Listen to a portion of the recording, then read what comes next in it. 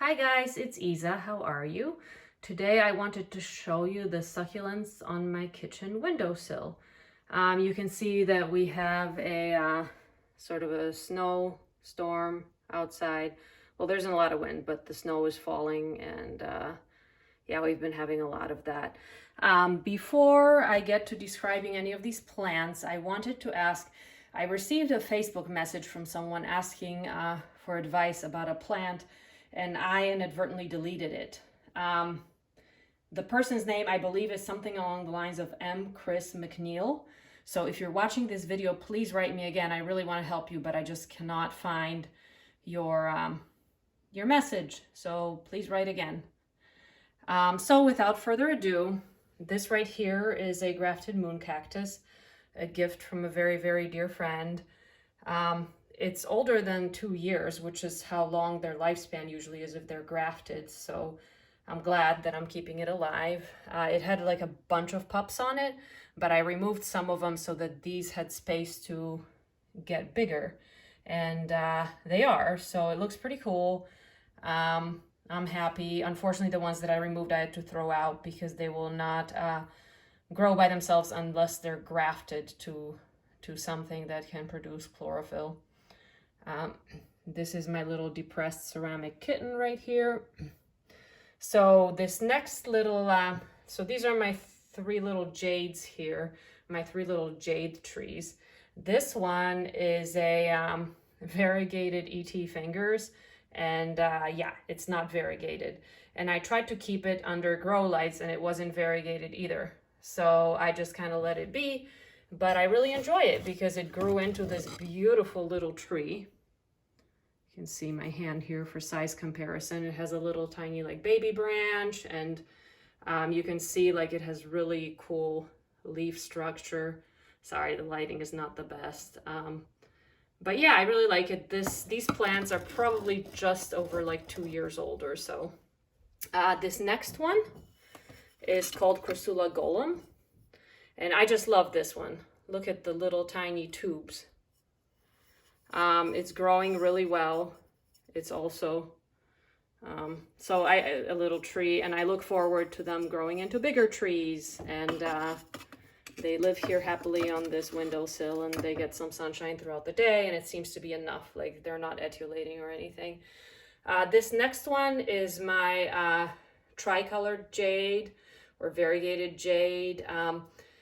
This one has not been growing as well as the other 2. It seems to be more fussy. It has some spots on the leaves and some deformities. I wonder if some of it is due to some potential overwatering. Not sure, but it's alive and it has new growth, and I have high hopes for it. It's beautiful, and I've seen these grow into big, beautiful jade trees as well. So there's that one.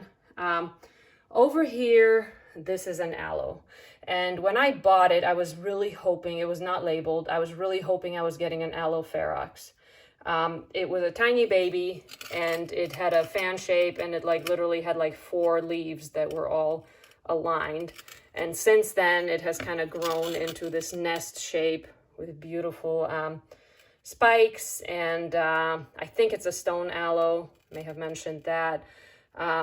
So I like it for what it is. Maybe one day I'll be able to get an aloe ferox if I am fortunate enough.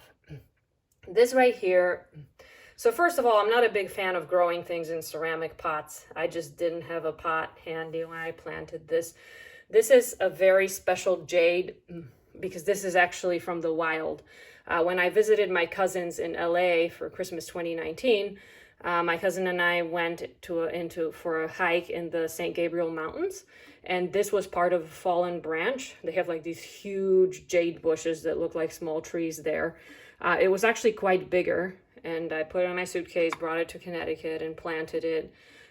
So it's been taken from the wild, so it's kind of a weird one, and I don't know, maybe it needs to go under grow lights, maybe it needs a terracotta pot, but I'm just letting it be, but it's special. And this last one here is a Gaster Aloe Green Ice. I love this plant. And this pot has a special sentimental value because it was a gift from a very, very dear friend as well. I love this guy. He is, I think he has the best of what an aloe and a gasteria have to offer. I bought him over the summer, but he has grown significantly. I think he only had like these leaves, and these are all new.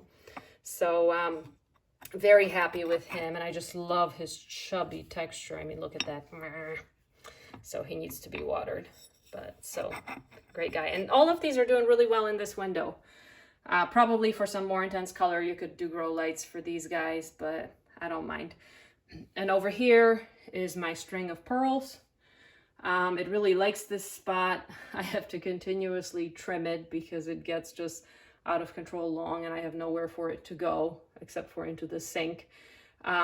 You can see it's really cute. Like wherever I cut it before, it has like the growth kind of going sideways.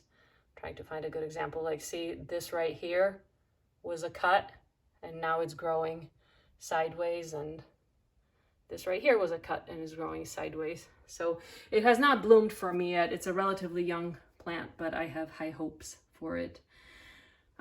This is a cactus given to me by my best friend right at the beginning of the pandemic. So I don't recall its name right now. It's not a bishop's cap. It's like a star cactus or something. I haven't watered him in quite some time. Cacti are supposed to be dormant in the winter, but I don't know how dormant he is because he's in a sunny spot.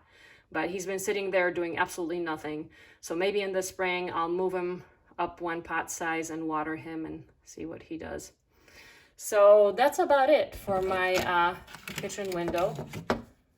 I really like this spot when I'm cooking or doing dishes or whatever. It's just a really fun